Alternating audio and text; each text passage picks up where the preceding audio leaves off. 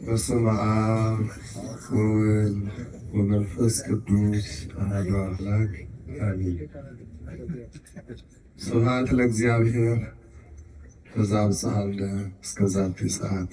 ከሁሉ አስቀድሞ ለዛሬው ዕለት በዚህም ሰዓት በዚህ ቅዱስ ስፍራ ለቅዱስ ዓላማ የሰበሰበን አምላካችን እግዚአብሔር ቅዱስ ስሙ የተመሰገነ ይሁን።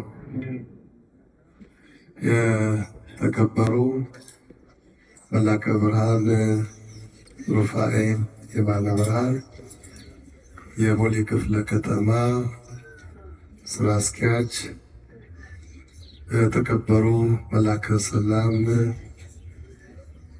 አባ ቃለ ጽድቅ በኢትዮጵያ ኦርቶዶክስ ተዋሕዶ ቤተክርስቲያን የሰበካ ጉባኤ ማደራጃ መምሪያ ኃላፊ፣ የተከበሩ የደብሩ አስተዳዳሪ መላከ ፀሐይ አባ ገብረ ሥላሴ፣ የተከበሩ የደብሩ ዋና ጸሐፊ፣ የደብሩ ሰበካ ጉባኤ ስራ አመራር አባላት፣ የደብሩ ምዕመናን፣ ካህናት፣ የሰንበት ትምህርት ቤት ወጣቶች በዚህ ቅዱስ ስፍራ በዛሬው ዕለት አገልግሎት ለመስጠት ከተለያዩ መካናት የመጣችሁ የቤተ ክርስቲያን አገልጋዮች እንዲሁም ምዕመናን እንደምን ሰነበታችሁ? እንደምን አደራችሁ? አምሳኤ ዓለማት መጋቤ ፍጥረታት ልዑል እግዚአብሔር አምላካችን ዓለምን ካለመኖር ወደ መኖር ያመጣ የፈጠረውን ፍጥረት በኃይሉ በችሎታው የሚመግብ የሁሉ አስገኝ የሁሉ ጌታ የሁላችንም አምላክ በሁላችን አንደበት የተመሰገነ ይሁን። የታየን መልአከ እግዚአብሔር አውዶሙ ለእለ ይፈርህሙ ወያድኅኖሙ ጣዕሙ ከመ ታእምሩ ከመ ኄር እግዚአብሔር። የእግዚአብሔር መልአክ በሚፈሩት ሰዎች ዙሪያ ይሰፍራል ያድናቸውማል።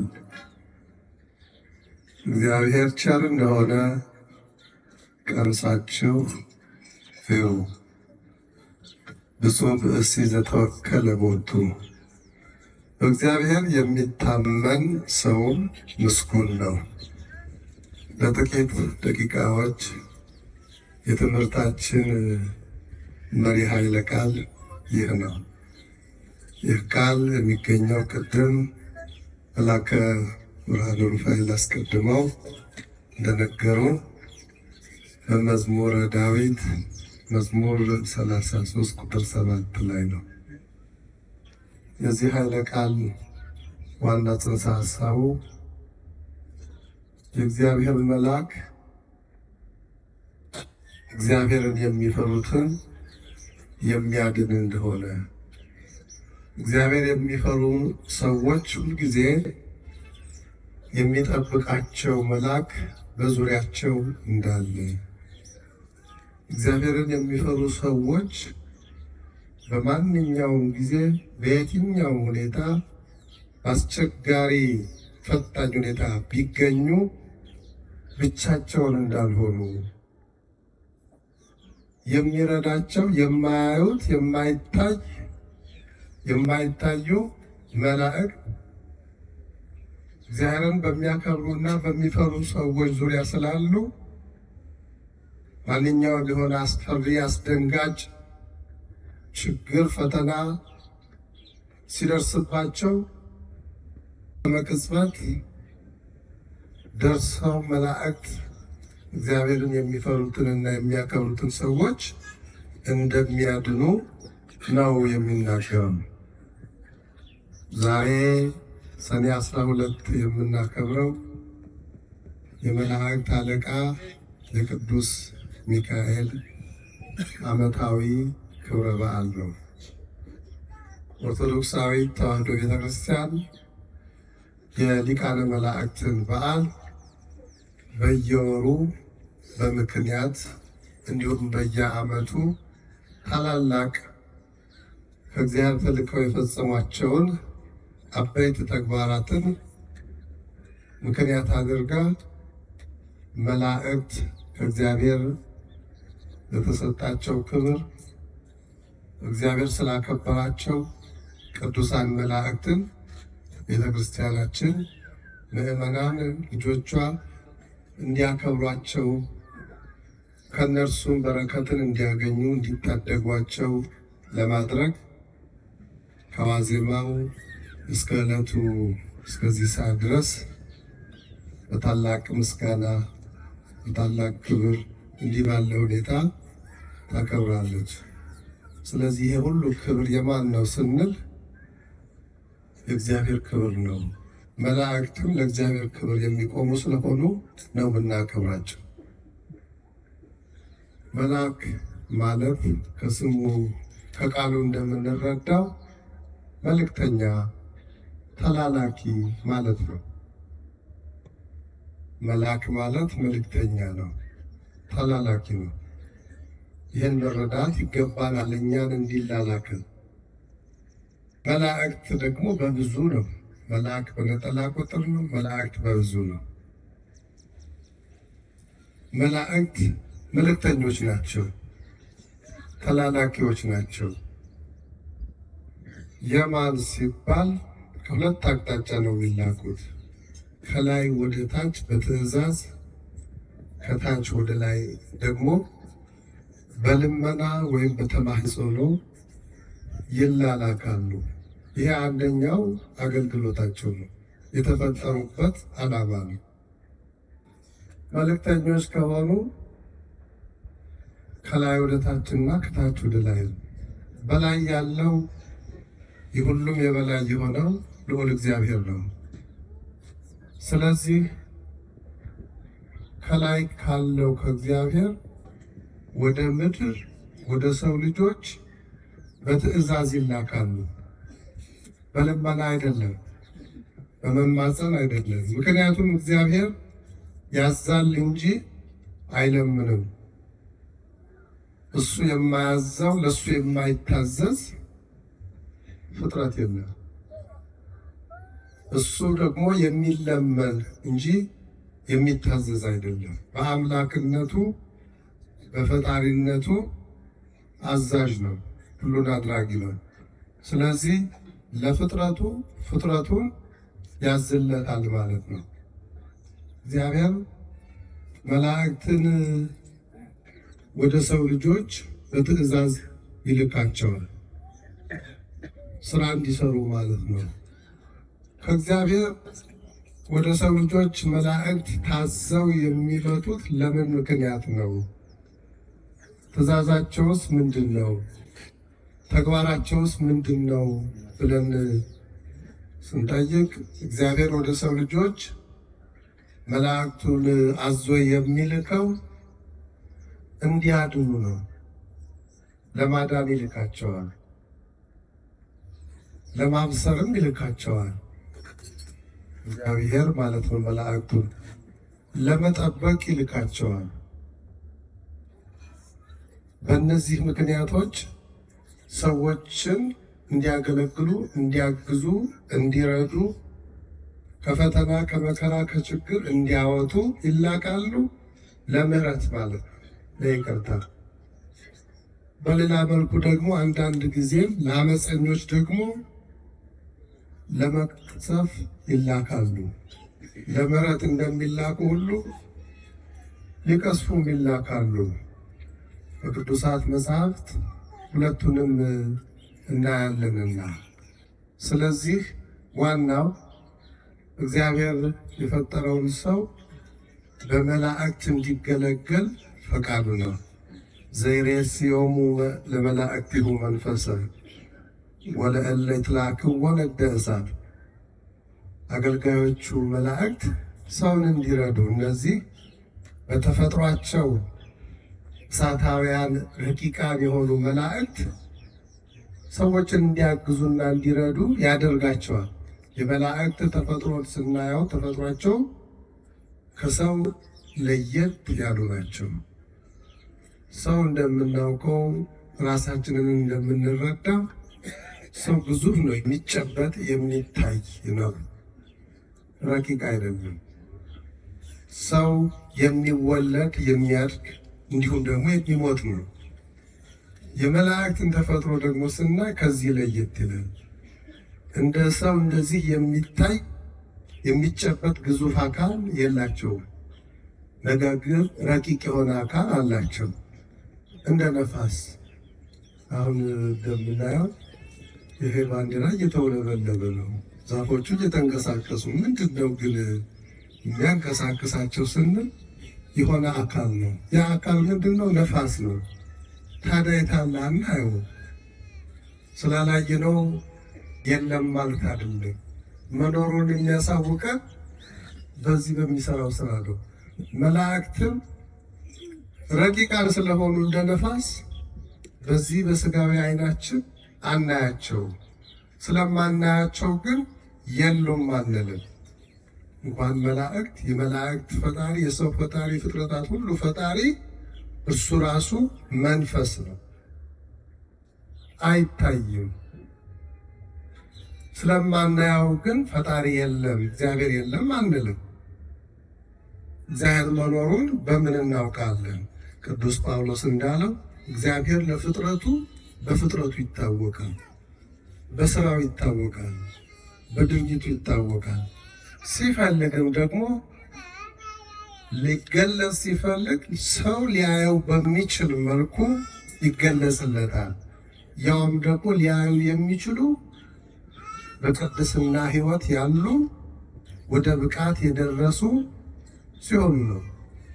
ማንኛውም ተራ ነገር የሚያይ፣ ተራ ነገር የሚያስብ፣ ተራ ነገር የሚናገር፣ ምድራዊ የማይገባ ነገር የሚያደርግ ሁሉ ቅዱሱን አምላክ በዚህ ስጋዊ አይኑ አያየውም። መላእክትንም እንደዛው። እግዚአብሔርን ለማየት ንጹሕ ልብ ያስፈልጋል። መላእክትንም ለማየት እንደዚሁ ንጹሕ ልብ ያስፈልጋል። ከዚህ አንጻር የቤተ ክርስቲያናችን ትምህርት ምንድን ነው የሚለው? ሰው ቅዱስ መሆን አለበት። እኔ ቅዱስ ነኝና እናንተም በኑሯችሁ ቅዱሳን ሁኑ ይላል እግዚአብሔር። እግዚአብሔር ምን እንድንሆን ይፈልጋል ሰዎች ሲባል እርሱ ቅዱስ እንደሆነ ቅዱስ እንድንሆን ይፈልጋል። ቅዱስ ማለት የተለየ ማለት ነው። ከምን? ከኃጢአት፣ ከርኩሰት፣ ከዓለማዊ ከምድራዊ ነገር ልዩ ሆኖ በልቡ በሐሳቡ በመንፈሱ ሁልጊዜ እግዚአብሔር ያለ፣ እግዚአብሔርን የሚፈራ፣ እግዚአብሔርን የሚያከብር፣ እግዚአብሔርን የሚወድ፣ ትእዛዛቱን ሕግጋቱን የሚጠብቅ ነው ቅዱስ የሚባለው። ያ ሲሆን ቅዱስ ይሆናል። ቅድስና ደግሞ በራሱ 3 ደረጃዎች ይኖሩታል። አንደኛው ንጽሐ ሥጋ ይባላል። የሥጋ መንጻት ማለት ነው። ከዚህ ከከባቢው ነገር ሁሉ ሥጋ ከታሰረበት ኃጢአት ሲነጻ የመጀመሪያው ደረጃ ነው። በዚህ ተፈጥሮን መመርመር ይችላል። ወደዚህ ደረጃ ሲደርስ ማለት ነው። ከኃጢአት ትእዛዛትን በመጠበቅ ምስጢራተ ቤተ ክርስቲያንን በመካፈል የእግዚአብሔር ጸጋ ይሰጠዋል። በዚህ ደረጃ የሥጋ ንጽሕና ያገኛል። የሥጋ ንጽሕና ስንል አሁን ያለውን አይደለም፣ ወይም እኛ ዕለት ዕለት በውሃ የምንታጠበውን ንጹሕ ልብስ በመልበስ የምናደርገውን ሳይሆን ይህ ተፈጥሯዊ ሥጋችን ከርኩሰት ነገሮች ሲለይ በማየት በመስማት በድርጊት የሚከናወኑትን ኃጢአቶች እግዚአብሔር የሚጠላቸውን ነገሮች ሲተው ያ የመጀመሪያው ደረጃ ሥጋው ንጹሕ ይሆናል። በዚህ ጊዜ ጸጋ ይሰጠዋል። ምን አይነት? በዚህ ዓለም ያለውን የተፈጥሮ ሁኔታ የመመርመር ማለት ነው። ሁለተኛው ደግሞ የቅድስና ደረጃ ሲደርስ ንጽሐ ነፍስ፣ በነፍሱ ደግሞ እንደገና እድገት እያሳየ ሲነጻ ሲቀደስ መላእክትን የማየት የብቃት ደረጃ ይደርሳል። መላእክትን ሲታዩት ሊገለጹለት በሚችሉት በሚረዳው መልክ ይገለጡለታል ማለት ነው። በሶስተኛው ደግሞ ደረጃ ንጽሐ ልቦና ይባላል። ከንጽሐ ስጋ በኋላ ንጽሐ ነፍስ፣ ከንጽሐ ነፍስ በኋላ ንጽሐ ልቦና ላይ ሲደርስ ነጽሮተ ስሉስ ቅዱስ ሥላሴን እስከ ማየት ፈጣሪውን እስከ ማየት ፈጣሪንም ለማየት ግን ሲባል እግዚአብሔር ሊገለጥላቸው በፈቀደው መልክ ወደዚህ ደረጃ የደረሱትን ይገለጥላቸዋል ማለት ነው። እንግዲህ ሰው ይሄ ጸጋ ተሰጥቶታል። ካወቀበት፣ ከተጠቀመበት፣ ከኖረበት የክርስትና ሃይማኖት አስፈላጊነቱ በእነዚህ ደረጃዎች አማካይነት እግዚአብሔርን ወደ ማየትና ወደ መምሰል ለመድረስ ነው። ክርስትና ሲባል እንዲያው ዝም ብሎ እንደ ባህል ተሰብስቦ ተያይቶ አጨብጭቦ እልል ብሎ ተገናኝቶ የሚደረገውን ነገር አድርጎ መሄድ ብቻ ሳይሆን ክርስትና የዕቅድ ሕይወት ነው። በዕቅድ የሚመራ ነው። በትክክል ክርስትና ስንገነዘበው የሚኖር ሕይወት እንጂ የሚታወቅ እውቀት ብቻ አይደለም። ስለዚህ በዚህ ደረጃ እንግዲህ መጓዝ ያስፈልጋል እና መላእክት ተፈጥሯቸው ረቂቃን እንደ እሳት ነበልባል እንደ ነፋስ ረቂቃን የማይታዩ እንደ እሳት የማይጨበጡ ናቸው። ይሁን እንጂ የሰውን ልጅ ያግዛሉ፣ ይረዳሉ፣ ከእግዚአብሔር ይላካሉ።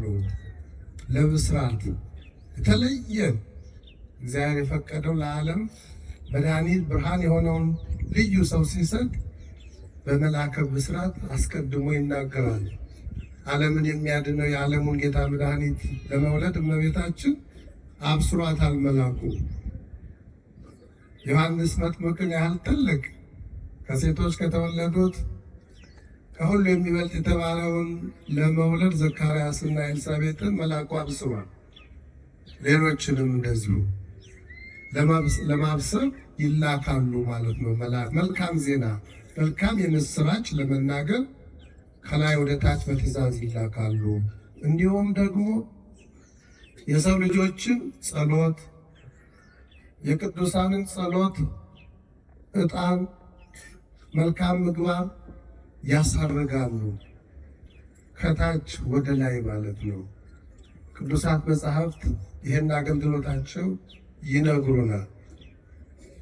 መልአኩ ቅዱስ ገብርኤል በሉቃስ ወንጌል ምዕራፍ 1 ላይ ያለውን ታሪክ ስናነብ ጻድቁ ቅዱስ የሆነው ካህን ዘካርያስንና ቅድስት ባለቤት ኤልሳቤጥን ሲያበስራቸው ጸሎታችሁ፣ መልካም ስራችሁ በእግዚአብሔር ፊት ታውቋል፣ ታይቷል፣ ደስ ይበላችሁ። ስለዚህ ለዚያ መልካም ስራችሁ ደግሞ እግዚአብሔር መልካም ቅዱስ ልጅ ሊሰጣችሁ ነው ብሎ አብስሯችሁ ነው። ይህ ብስራት ነው። እንዲሁም ደግሞ የግብረ ሐዋርያት የሐዋርያት ሥራ ምዕራፍ 10 ላይ አንድ ደግ የመቶ አለቃ በሕዝብ ዘንድ የተወደደ ለሕዝብ በጎ ነገር የሚያደርግ እግዚአብሔርን ከነ ቤተሰቦቹ የሚፈራ ጸሎተኛ የመቶ አለቃ ነበር። በየዕለቱ 9 ሰዓት ይጸልይ ነበርና ከዕለታት በአንዱ ቀን 9 ሰዓት ላይ እንደ ልማዱ ሲጸልይ ቆርኔሌዎስ የሚባለው የመቶ አለቃ ጸሎትህና ምጽዋትህ ቅድመ እግዚአብሔር ደርሷል፣ ደስ ይበልህ ብሎ መልአኩ በ9 ሰዓት የጸሎት ጊዜው ጸሎቱ እንዳረገ ምጽዋቱ እግዚአብሔር እንደተቀበለው ነግሮታል። ምዕመናን አሁን ቅድም ስለ ምጽዋት ስለ ጸሎትም ተነግሯል። ዛሬም ከልቦናው የመጣ ምዕመን የሚያደርሰው ጸሎት የሚያቀርበው ምጽዋት እኮ በትክክል በእምነት ከመጣ እኮ እነዚህ መላእክት ናቸው የሚያሳርጉ። ደግሞ ወደ ብቃት ከደረሰ በህልምም ይሁን በውን እንደዚሁ መላእክት ይነግሩናል ማለት ነው። የሰውና የመላእክት ግንኙነት በዚህ መልኩ ነው። ስለዚህ መላእክት ወደ ታች ከእግዚአብሔር ጸሎታችን፣ ምጽዋታችን እንዲያሳርጉ መልካም ብስራት ከእግዚአብሔር ታዘው እንዲያሰሙን፣ እንዲያገለግሉን የተፈጠሩ ናቸው። እንዲሁ ለመቅሰፍትም ይላካሉ። የማያምኑትን እምቢተኞችን፣ አመፀኞችን ደግሞ ይቀስፋሉ። ደጋጎቹን ደግሞ ከታሰሩበት ከወህኒ ቤት ከሰንሰለት አላቀው ባልተከፈተ በር ያወጣሉ። ሁሉ ለሰው የተሰጠ ጸጋ ነው። መላእክት የሰው ልጅ አጋዦች፣ ረዳቶች፣ ጠባቂዎች፣ አብሳሪዎች ናቸው። ከታች ደግሞ ወደ ላይ ከሰው ወደ ፈጣሪ በልመና በተማህፀኖ ይላካሉ። አሁን ቅድም ከጠዋት ጀምሮ እዚህ መድረክ ላይ የተሳሉ ሰዎች ስለታቸው ደርሶላቸው እንደ ምስክር እዚህ መድረክ መሪው ሲናገረው የነበረ እኮ ይኸው ህይወት ነው፣ ሌላ አይደለም። እዚሁ መጽሐፉ ላይ የምናነበው የተደረገው ድርጊት አሁንም ይደጋገማል፣ እስከ ዓለም ፍጻሜም ድረስ ይቀጥላል። የመላእክትና የሰው ልጆች ትስስር እንዲህ ነው። ስለዚህ ቅዱስ ሚካኤልን፣ ቅዱስ ገብርኤልን፣ ቅዱስ ሩፋኤልን፣ ራጉኤልን ሌሎቹንም ሰው እንደ እምነቱ ጥንካሬ እንደ ልቡ ንጽሕና ወደ ፈጣሪ ወደ አምላኬ ልመናዬን፣ ሐሳቤን፣ ፈቃዴን እባክህ አድርስልኝ ብሎ አማኝ መልአኩን ማዘዝ መለመን ይችላል፣ መማፀን ይችላል። ይላካሉ፣ ያደርሳሉ በእግዚአብሔር ፊት። ወደ ሰው ደግሞ መልስ ያመጣሉ። ሰው አልታዘዝም ሲል ይገስጻሉ። እንደ ዘካርያስን መልአኩ ቅዱስ ገብርኤል ወንድ ልጅ ትወልዳለህ ሲለው እንዴ እኔ በእድሜ አርጅቻለሁ፣ ሚስቴም አርጅታለች፣ እንዴ ሊሆን ይችላል ሰው የተፈጥሮ ሕግ ካለፈው በኋላ ሲል እኔ በእግዚአብሔር ፊት የምቆመው ገብርኤል ነኝ፣ ይህን ቃሌን ስላላመንክ ሆኖ እስክታየው ድረስ ድዳ ትሆናለህ አለው። ድርጊቱ እስኪፈጸም መልአኩ አንደበቱን ዘጋው። አልታዘዝ ስንል መላእክት እንዲህ አይነትም ተግሳጽ አላቸው፣ ስልጣን አላቸው። ስንታዘዛቸው ደግሞ ትእዛዛችንን ይፈጽማሉ። ስለዚህ የመላእክትን አገልግሎት ተፈጥሮ ልንረዳ ይገባል። ከተረዳን ካወቅን ከዚያ በኋላ ረዳቶቻችን፣ አጋዦቻችን፣ ጠባቂዎቻችን ከእግዚአብሔር የተላኩ አዳኞቻችን መሆናቸው ከተረዳን እንጠቀምባቸዋል። አሁን በመላእክት ምልጃ በመላእክት ተልኮ ኦርቶዶክሳዊ ቤተክርስቲያን ስታምን ይሄን መሰረት አድርገው ነው። የማያምኑት ደግሞ የማይጠቀሙባቸው በዓላታቸውን የማያከብሩ ለመላእክት ክብር የማይሰጡት ደግሞ ይሄን ቃል ካለመረዳት የተነሳ ነው። ይሄ ቃል ግን ቅዱስ መጽሐፍ ላይ ነው የተጻፈው፣ በብሉይም በሐዲስም ያለ ነው። ይህን መጽሐፍ ተቀብለናል የሚሉ ይህን የማይቀበሉ ሰዎች መጽሐፍ ቅዱሱ አልገባቸውም ማለት ነው። ኦርቶዶክሳዊ ተዋሕዶ ቤተክርስቲያን ደግሞ መጽሐፉ ከመረዳት ከእውቀት አልፎ እየተገበረችው ነው ማለት ነው። ስለዚህ የዛሬው በዚህ ቦታ መሰብሰባችን መገኘታችን በዚህ ቃል ኪዳን መሰረት ነው። እንግዲህ ከዚህ አንጻር ዛሬ ቅዱስ ሚካኤልም በቤተ ክርስቲያናችን በዓሉ የሚከበርበት ልዩ ልዩ ምክንያቶች እንዳሉ ተገልጿል። በየዓመቱ በየጊዜው ስለሚነገር ያንን በመደጋገም እንደገና ጊዜያችንን ልናጠፋ ይገባል። ቅዱስ ሚካኤል የመላእክት አለቃ ነው። መጋቤ ብሉይ ይባላል።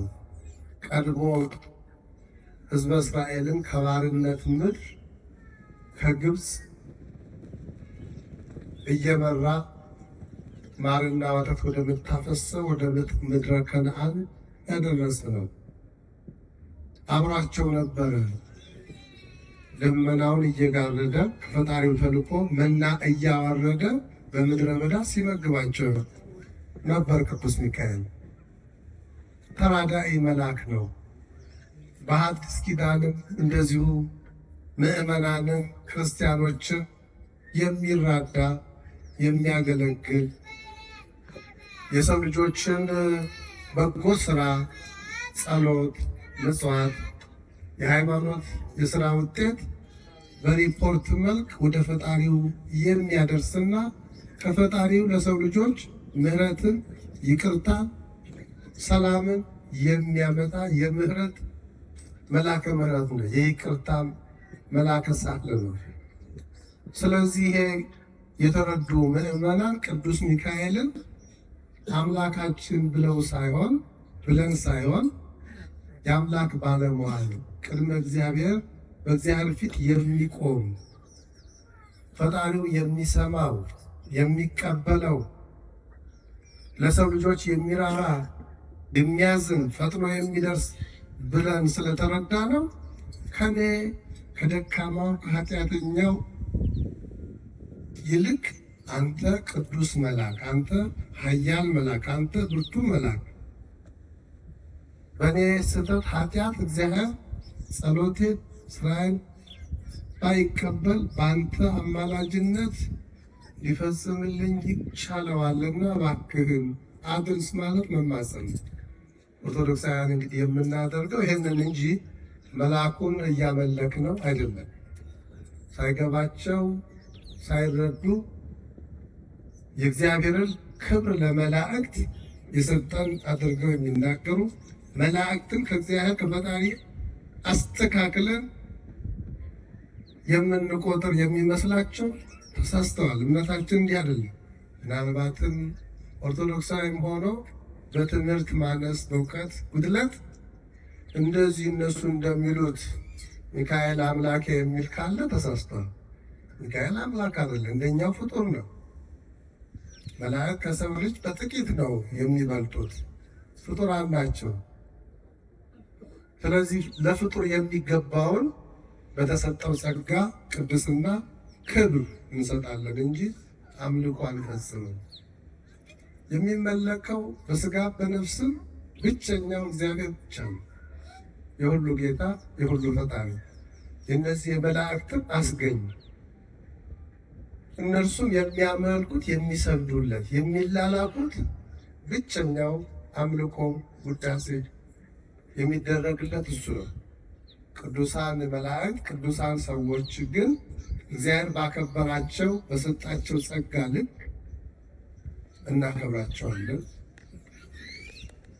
ክብር እንሰጣቸዋለን። በተሰጣቸው ጸጋ የጸጋ ስግደት እንሰግድላቸዋለን። ይሄ የእግዚአብሔርን ክብር አይቀንስም፣ እግዚአብሔርም በዚህ አይቀና።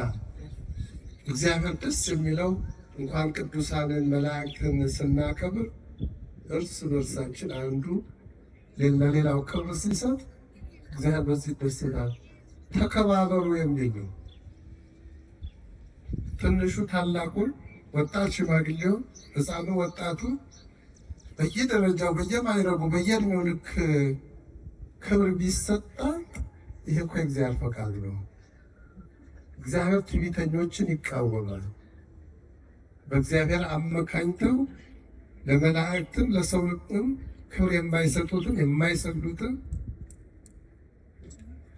እግዚአብሔር ትዕቢተኞችን ይቃወማል። መናፍቃን የምንላቸው እንግዲህ እንዲህ አይነት ሕይወት ያላቸው ናቸው። ኦርቶዶክሳውያን የምንላቸው ደግሞ የእግዚአብሔርን ለእግዚአብሔር የመላእክትን ለመላክ የሰውን ለሰው የሚሰጡ ናቸው። ስለዚህ በቤተ ክርስቲያናችን መላእክት በዓላቸው ይከበርላቸዋል።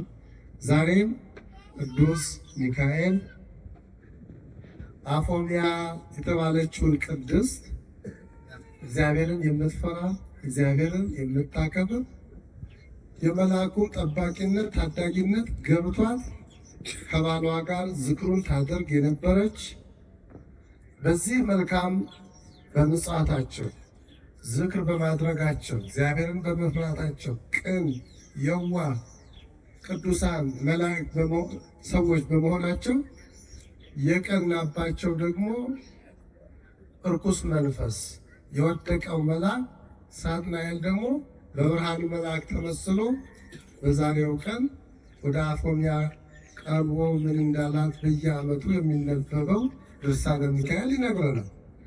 የተማረች ሴት ስለነበረች ግን ምልክት ስላልነበረው ሚካኤል ከሆንክ የእግዚአብሔር መልአክ ከሆንክ የት አለ በትረ መስቀል ስትለው ብን ብሎ ነው የጠፋው። እሷንም ጎትቶ ሊጥላት ነበር።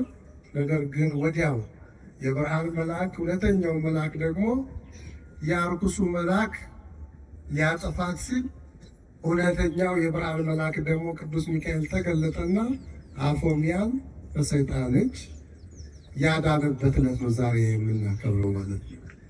ስለዚህ በዚህ ምክንያት ስናከብር እኛን አፎሚያን ተፈታትኖ ከጽድቅ ወደ ኃጢአት ወደ ሲኦል ሊጥላት የነበረው ርኩስ መንፈስ ተቃውመን ከሱ እጅ እንዳዳንቃት እኛንም በዚህ ዓለም በኑሯችን በዕለት ተዕለት ሕይወታችን የሚፈታተነንን ጥንተ ጠላታችን ዲያብሎስን በግልም በማክበርም አንተ ከእሱ እጅ አስጥለን ብለን ለመማፀን ነው። ለተደረገልን ነገር ደግሞ ምስጋና ለማቅረብ ነው። ቅድም የተደረገላቸው ሰዎች እንደተናገሩት ለምስጋናም ነው የመጣ ነው። ስለሆነው ነገር ለመላኩ ስለተደረገልን እንዲያደርግልንም ለመለመን ነው። እነዚህን ደግሞ ጉዳዮች ላላወቅን ደግሞ ትምህርት ለመውሰድ ነው። የበዓሉም አስፈላጊነት ክብሩ ለማስተማር፣ ለማመስገን፣ ለመለመን ነው። ስለት የሚሳሉ የሚለምኑ ምዕመናን እንዲሳሉ እንዲለምኑ፣ የተደረገላቸው እንዲያመሰግኑ፣ እውቀት የጎደላቸው ከዚህ በዓል ከቅዱሳኑ ታሪክ ከመልአኩ አዳኝነት ታሪኩን ድርጊቱን ሰምተው ተምረው አማኞች ሆነው እነርሱም ደግሞ በመልአኩ እንዲጠበቁ ለማድረግ ነው። ይሄ ቤተክርስቲያናችን የበዓል አከባበሩ ዋናው ዓላማ ምክንያቱ ይሄ ነው። ስለዚህ ቅዱስ ሚካኤል አፎሚያን ከሰይጣን እጅ ያዳነበት የባህራንን ደግሞ የሞት ደብዳቤ ለውጦ ወደ ሕይወት ያሸጋገረበት በዓል ነው። ሌሎችም ምክንያቶች አሉና በዚህ ምክንያት የሊቀ መላእክት የቅዱስ ሚካኤል ዓመታዊ የሰኔው ወርሃዊ ዓመታዊ በዓሉ ይህን በመሰለ ሁኔታ እናከብረዋለን። ይህን ስናከብር በዋዜማው በምስጋና፣ በሌሊቱ ማህሌት በምስጋና፣ ጠዋት በኪዳን፣ አሁን በታቦቱ አጀብ ክብር ነው። የቃል ኪዳኑን ታቦት ከመንበረ ክብሩ አውጥተን በአውደ ምሕረቱ እንዲዞር በምዕመናን በእልልታ በሆታ በደስታ እግዚአብሔር እየተመሰገነ ነው የሚከበረው። ይህ ከእግዚአብሔር የተሰጠ አምላካዊ ትእዛዝ ነው። ይህንን ባለማወቅ ነው እንግዲህ ቅድም መልአከ ብርሃን ሩፋኤል በዘመናችን ይህን ባለመረዳት የታቦትን ምንነት፣ አስፈላጊነት፣ ጥቅም ባለመረዳት መጀመሪያው የትመጣው መነሻው መጽሐፍ ቅዱስ ሆኖ እያለ አምላካዊ ትእዛዝ ያለበት ሆኖ ሳለ ያን በመጠራጠርም በመካድም ለታቦቱ ሌላ ስያሜ በመስጠት እኛ ኦርቶዶክሳውያን ታቦቱ የእግዚአብሔር የምሕረት መገለጫ ብለን ነው ምናለው። በብሉይ ኪዳን ስለ ታቦት እንዲቀረጽ እንዴት በምን አይነት ሁኔታ ከምን አይነት ነገር እንዲዘጋጅ እኮ መመሪያ ሰጠው ራሱ እግዚአብሔር ኦሪት ዘጸአትን ማንበብ ነው። ከዚያ በኋላ ደግሞ ምን አይነት አገልግሎት በዚያ ላይ መፈጸም እንዳለበት ያዘዘው እግዚአብሔር ነው። ታቦቱ የት መቀመጥ እንዳለበት ያዘዘው እግዚአብሔር ነው። ወደ ታቦቱ መቅረብ ያለባቸው መንካት ያለባቸው እነማን ካህናት እንደሆኑ ያዘዘው እግዚአብሔር ነው።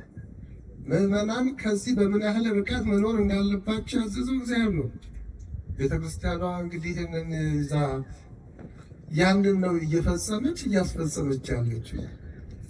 ቤተክርስቲያን የምታደርገውን ነገር ባለማወቅ ለታቦቱ የማይገባ ነገር የሚናገሩ ሰዎች እንግዲህ መጽሐፍ ቅዱሱ ገብቷቸዋል አልገባቸውም። ስለዚህ እነዚህ ያልገባቸው ሰዎች ዘመን ባመጣው ዘመናዊ ሚዲያ ተጠቅመው የፈለጉትን በመጻፍ እውነትም ውሸትም ጽድቅም ኃጢአትም ማስተላለፍ ይቻላል። ቴክኖሎጂው ለሁለቱም ይጠቅማል። ለብዙ ሰው ስላሰባችሁ ሞኞች ስለተከተሉ ነው ማለት አይደለም። ኦርቶዶክሳውያን ካህናት የምናደርገውን እናውቃለን። ኦርቶዶክሳውያን ምዕመናን የምንከተለውን እናውቃለን። ስለዚህ እምነታችን ሲነካ እንደ አማኝ እንደ አገልጋይ ልንቆረቆር ሊቆጨን ይገባል። ትክክል ነው። እንዲህ አይነት ሰዎችን ልንቃወማቸው ይገባል። ተቃውሟችን ደግሞ እምነታችን ያልተሳሳተ መሆኑ። ዝም ስንል ፈሪዎች ነው የምንመስለው። እውነትም የምናመልከው የማናውቅ መስሎ ሊታያቸው ይችላልና የእምነታችሁ ዘብ ሁኑ ያሉት ትክክለኛ መልእክት ነው። ነገር ግን ዋጋቸውን ከእግዚአብሔር ያገኛሉ። እኛ የምናመልከውን የምናምነውን ስለምናውቅ በዚህ ጥንቃቄ ልናደርግ ይገባናል። ለኦርቶዶክሳዊ እምነት ጥሩ ዘመን አይደለም፣ ፈታኝ ነው። ሐሰት እየበዛ ነው። ውሸተኞች እየበዙ ነው። እውነተኞች እየተረሱ ነው። እውነት አትበጠስም፣ አትቀበርም። በጊዜው ግን በውሸተኞች በሐሰት ፍርት ሰዎች ላያስተውሏት ይችላሉ እንጂ እውነት እስከ መጨረሻ ትጸናለች። ሐሰት ግን ለጊዜው ስለሆነ እንደ ጤዛ በኖ ይጠፋል። ስለዚህ ከእውነት ጋር ልንቆም ይገባል። እውነትን ልንይዛት ያስፈልጋል ብለው ያስተላለፉት መልአከ ብርሃን ይህን በልባችሁ ይዛችሁ ኦርቶዶክሳዊ እምነታችሁን አጥብቃችሁ ወዳችሁ መሄድ ያስፈልጋል። ይሄ በዓል እኮ ስለሌላቸው አሁን አንዱ ከየት ያምጡት? የኦርቶዶክሳዊ ቤተክርስቲያን የአደባባይ በዓሎቿ ብዙ ናቸው። ምክንያት ደግሞ አላት። ጸጋዋን ብዙ ነው። በየወሩ በየቀኑ ቅዱሳን ስላሏት በየምክንያቱ እግዚአብሔር ለማመስገን ትችላለች። አሁን ስናይ እንግዲህ ብዙ ማለት አይቻልም። ከየት ያምጡት? እንደዚህ አይነቱን ተሰብስቦ እንዲህ አይነቱን በዓል ለማክበር እንዴ! ዓለም እኮ አጥልቆት ነው። የዓለም እኮ ቱሪስቶች ወደ ሀገራችን የሚመጡት እኮ እንዲህ አይነቱን በአውደ ምሕረት የቆመውታወቅ የት አለ? በጥምቀት ጊዜ እኮ የሚመጡት ይህን ለማየት ነው። እነዚህ የሚነቅፉ ሰዎች ግን እናድርግ ቢሉ ታቦቱን አልተቀበሉት። ማህሌቱ የላቸው፣ ዋዜማ የላቸው፣ ትዕይንቱ የለ። ይሄ አልባስ ቅድም ሊቃውንቱ የለበሱት የዘመሩት ዝማሬ ከሰማይ የተገኘ እኮ ነው። ቅዱስ ያሬድ ከመላእክት ያመጣው ነው። ከየት ያምጡት? ሰንበት ተማሪዎቹ የለበሱት ልብስ ዝማሬ የመላእክት ነው። ከየት ያምጡት? ስለዚህ መቅናት ነው። አሁን ላይ የሌለ ታሪክ ሁሉ ፈጥረው አደባባይ ለመውጣት ያው የምታውቁት ታውቃላችሁ። በክርስትናው ስም የሚጠሩ ከክርስትናው ውጭ ያሉ የኦርቶዶክስ ቤተክርስቲያን ያላትን ጸጋ ሀብት እያዩ ታሪክ እንዳይሰሩ ታሪክ የለም ከምን መነሻ። ስለዚህ አሁን እንደ እንግዳ ደራሽ አዲስ መጤ ሀሳቦች እያመጡ እንደ ኦርቶዶክስ መንገድ ለመውጣት አደባባይ ለመገኘት ብዙ ነገር ይባላል። ኦርቶዶክሳዊ ቤተክርስቲያን ለምን አላችሁ ለምን ታደርጋላችሁ አትልም። ይህ አምላካዊ ጸጋ ነው፣ አምላካዊ ስጦታ ነው። ያንን አትንኩ። የሚኮረጅባት ቤተክርስቲያን እንጂ የምትኮርጅ ቤተክርስቲያን አይደለች። ይሄ ሁሉ ከዚያ የተሰጣትን ጸጋ ደግሞ የሚያጥላሉ ሰዎችን አደብ ያዙ ማለት ግዴታ ነው ብለው ያስተላለፉልን። ይህን ልንገነዘብ ይገባል። ለዚህ በዓል ስንመጣ እነዚህን ቁም ነገሮች ማስተዋል ያስፈልጋል። በእውነቱ የተሰጠው መንፈሳዊ አገልግሎት እጅግ በጣም ግሩም ነው። ሌሊቱም አሁኑ ደማቅ ነው። ትልቁም የቤተ ክርስቲያን ዋና ተልዕኮዋ መንፈሳዊ አገልግሎት ነው። መንፈሳዊ አገልግሎት ሰውና እግዚአብሔርን በምስጋና ማገናኘት ነው፣ በቅድስና ማገናኘት ነው። ከዚህ ጋር ደግሞ በዚህ ደብ ልማታዊ ስራዎች እየተሰሩ እንደሆነ የልማት ውጤቶችን በዙሪያው እያየን ነው። አሁንም ደግሞ ልማታዊ ስራ ለመስራት ህንፃ ቤተክርስቲያን ለመገንባት ሌሎችም ትምህርት ቤቶችን ለመገንባት ያለው የልማት ኮሚቴ የህንፃ አሰሪ ኮሚቴም የደረሰበትን የሰጣችሁትን ኃላፊነት ምን ያህል እየተወጣ እንደሆነ ነግሯል። እንግዲህ መላከ ብርሃን በሚገባ የሚገባውን ነገር ነው የነገሯቸው። እኔ ያንኑ ከመድገም ሙሉ በሙሉ ሀሳቡን ተቀበሉ ነው የምለው። ሙሉ በሙሉ በተለይ ቤተክርስቲያኑ ለመስራት የመሰረት ድንጋይ ተቀምጧል። ደግሞ ቅድም 7 ዓመት ያህል ተብሏል። እንዴ በ7 ዓመትማ መመረቅ ነበረበት። ለምን ቦሌ እኮ ነው ያላችሁ። ቦሌ ማለት ከውጭ ሲመጣ መግቢያው በር ላይ፣ ሰው ሀገሩን ለቆ ሲወጣ መውጫው ላይ፣ መውጫና መግቢያ ላይ ያለ ሰው ብዙ ሀብት አለው እኮ። ቅድም ፈረንጆች ነበሩ እዚህ አካባቢ። እንደው ያ እኮ ምን ማለት ነው? መውጫ መግቢያ መሆኑ ራሱ ይመሰክራል። እኛ ስንቆይ ሰልችቷቸው ሊሆን ይችላል፣ ሄደዋል። እኛ ህንፃውን ስናቆየው እንደዚሁ ሰልችቶት መሄድ ህዝብ እንዳይኖር እና ህንፃውን ስሩ። ህንፃ ለመስራት መዋቅር አለ፣ ቀኖና ቤተክርስቲያን አለ። ያን ደግሞ ቀኖናውን ጠብቆ መዋቅር ተከትሎ የሚሰራና የሚያሰራ አላት ቤተክርስቲያን። አዲስ ነገር በኮሚቴ ውሳኔ አለኝ። ለሚሰራ ነገር ሁሉ ስርዓት ያላት ቤተክርስቲያን ያን ተከትሎ መሄድ፣ እንግዲህ አስተሳሰብ አለማምጣት እና ህንፃ አሰሪ ኮሚቴ ካለ፣ ሰበካ ጉባኤው ካለ፣ ክፍለ ከተማ አለ፣ ሀገረ ስብከት አለ።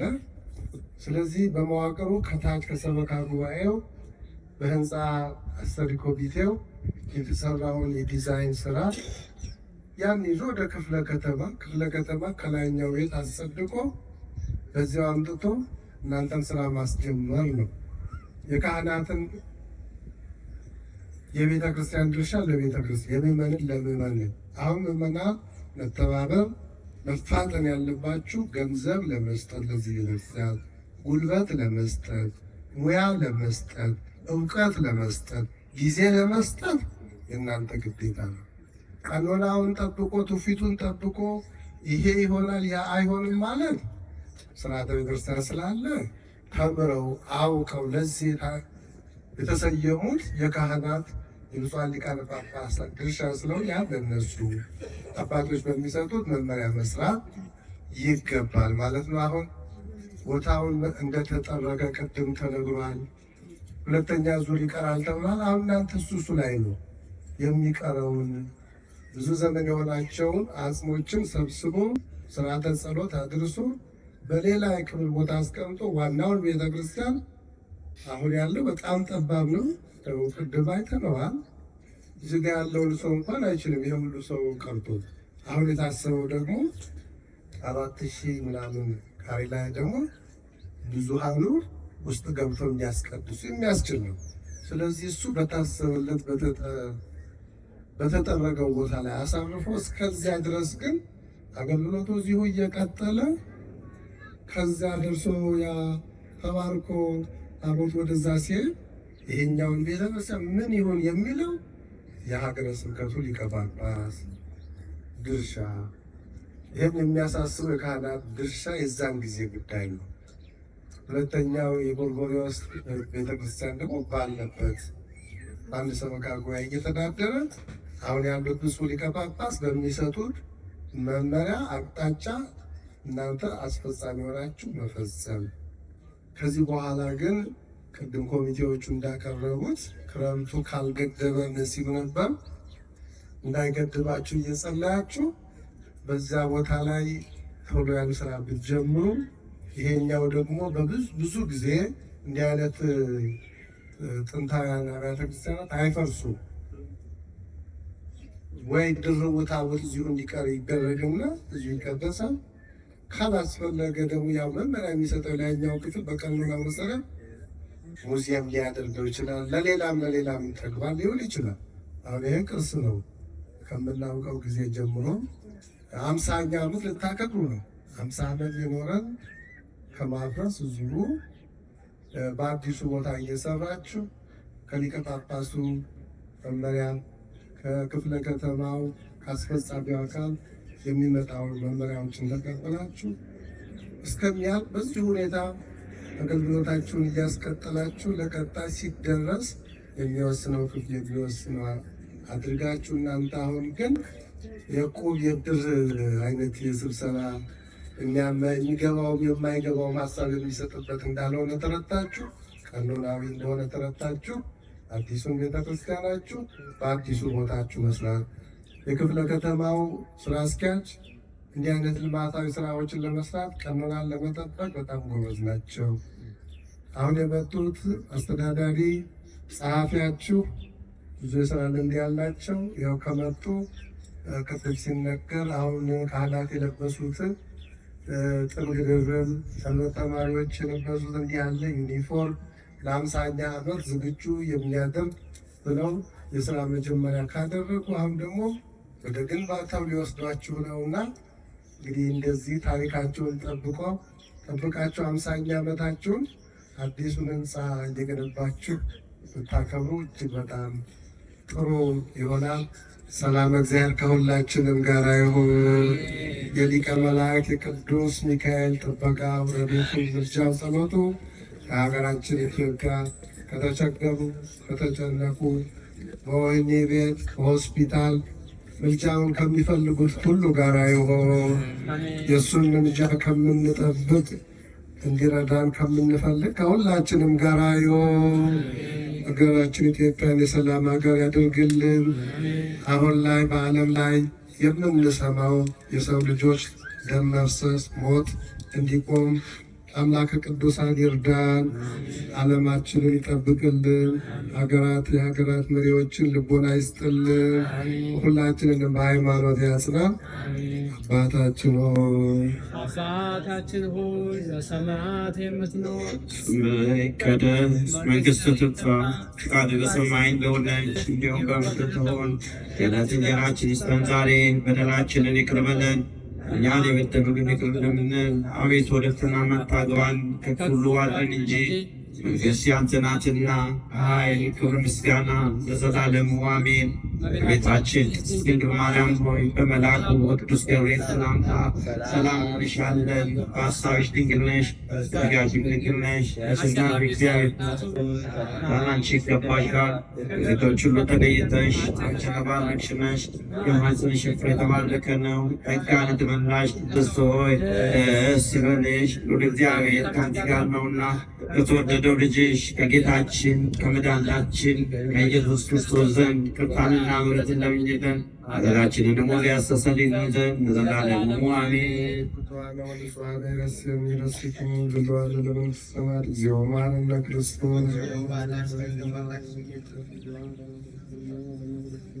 ከማሁን ተግዝእትነ ማርያም መሐረነ ክርስቶስ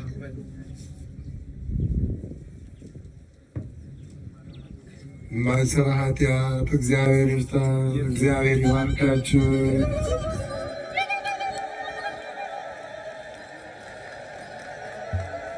እሺ ሰፊውን ሰዓት ወስደው ጸሎታቸው ቡራኬያቸውን ትምህርታቸውን ሰጥተውናል።